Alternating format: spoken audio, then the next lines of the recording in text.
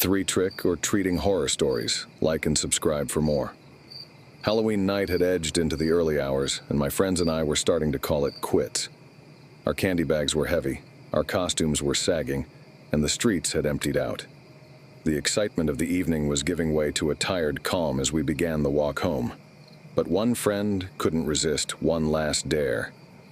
We were near the base of a hill that led to a crumbling old house, the one everyone in town swore was haunted. It was hidden from view most of the year by twisted, leafless trees standing apart from the other houses, as if even they didn't want to be near it. It looked empty, abandoned even, with rotting wooden shingles and cracked windows that peered out like hollow eyes. By day, the house was strange enough. By night, it looked like something straight out of a horror movie. "Come on," my friend whispered, eyes gleaming with the thrill of the dare. One last stop. I hesitated, glancing up at the shadowed house at the top of the hill. It loomed dark against the sky, with no decorations, no porch light, no sign of life. Everything about it screamed, "Don't." But as the rest of the group took the dare and started up the narrow path, I swallowed my nerves and followed. The climb seemed steeper than I'd expected, the crunch of dead leaves and sticks loud beneath our feet. The trees stretched overhead, blocking out the moon, making the path even darker. An odd stillness surrounded us, the sort of silence that makes every small sound seem amplified. The further we walked, the more it felt like something was watching us from the shadows just beyond the edge of the path. When we finally reached the top, we stood there for a moment, staring at the dark, silent house. Up close, it was even creepier.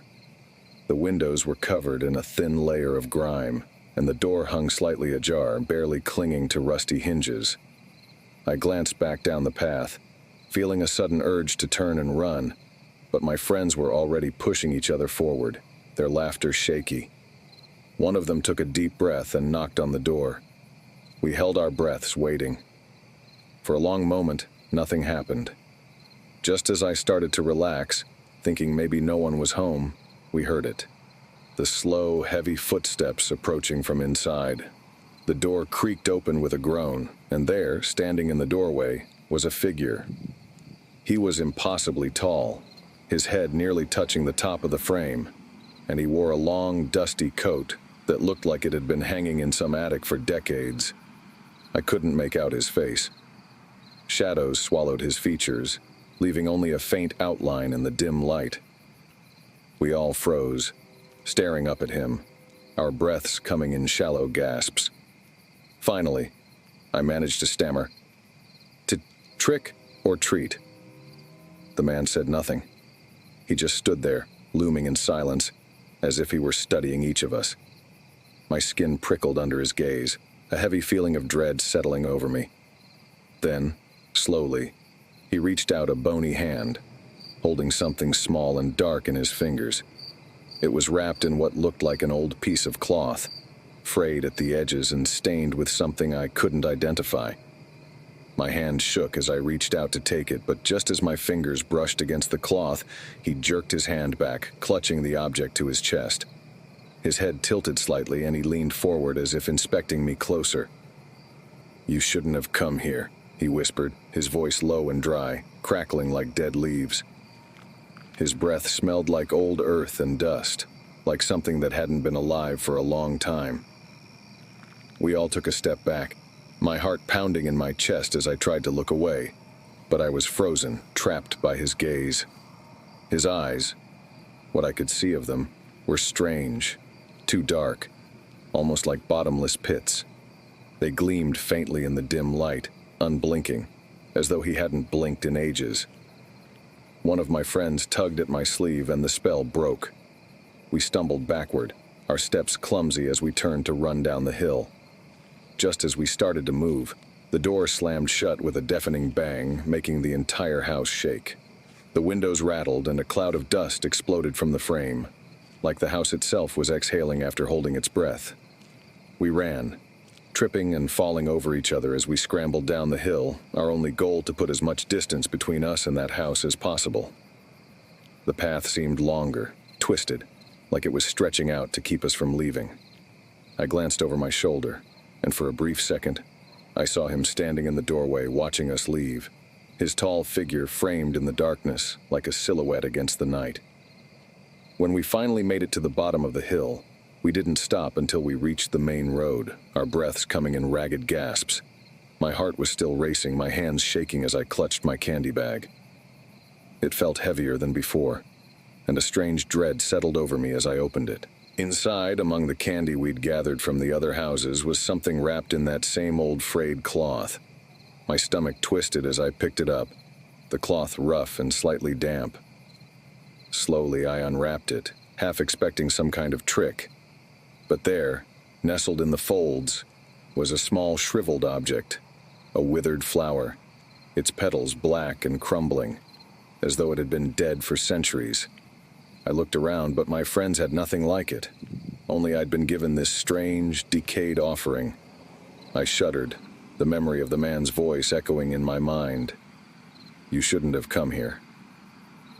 We never spoke about that night again, and I haven't been near that hill since.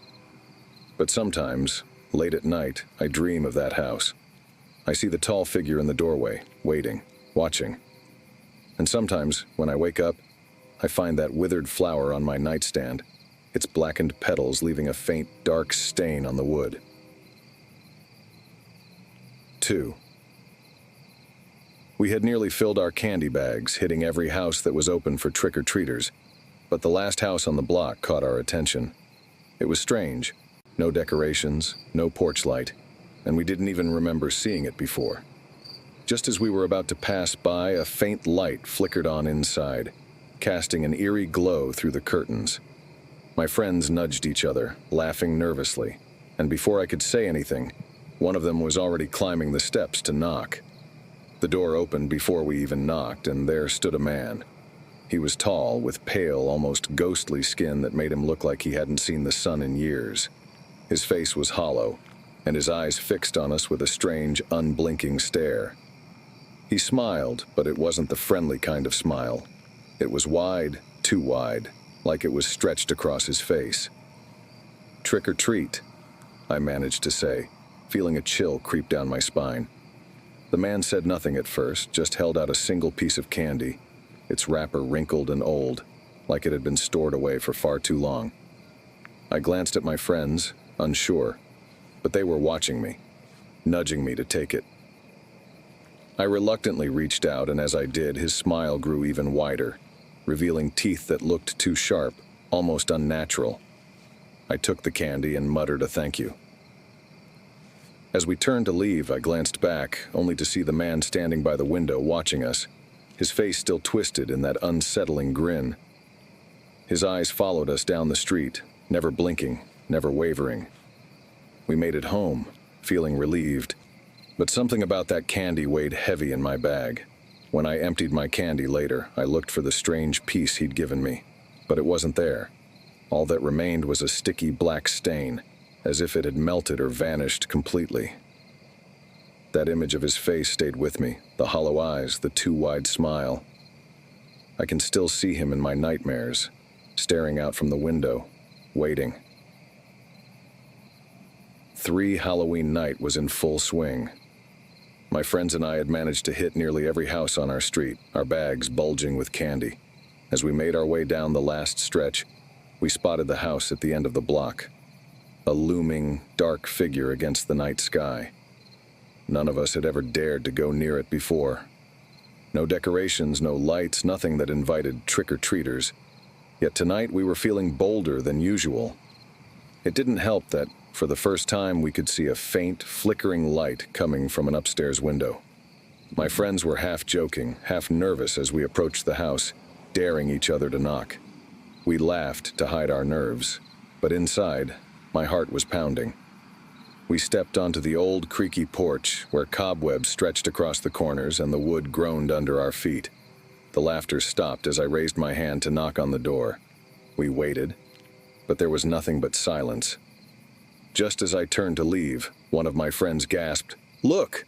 I followed their gaze to the window, and there he was, a tall, shadowy figure staring down at us. His eyes were hollow and piercing, locked onto us with an intensity that made my stomach twist. His face was expressionless, as though he were looking right through us. Suddenly, the door in front of us creaked open a few inches, revealing a sliver of darkness. My hand trembled as I pushed it open just a little further, and an icy draft hit me, carrying with it a faint, musty smell. Beyond the doorway was nothing but a dark hallway, stretching into blackness. I was about to take a step inside when I heard a whisper behind me, soft but sharp. "Leaving already?" I spun around, my heart pounding, but there was no one there. When I turned back to the window, the figure was gone. One of my friends, always the bravest, nudged me forward, urging me to go in, but I felt something was wrong, terribly wrong. Without another word, I stepped back and started to leave, my friends quickly following. Just as we reached the steps, the door slammed shut with a loud bang echoing in the still night. We ran all the way back to the well-lit street, breathless and terrified. When we finally had the courage to look back, the house was dark once more, as if no one had ever been there. But something told me that figure in the window was still watching us, lurking in the shadows, waiting for the next brave souls foolish enough to come close. That's all for today. If you enjoyed, remember to like and subscribe for more videos.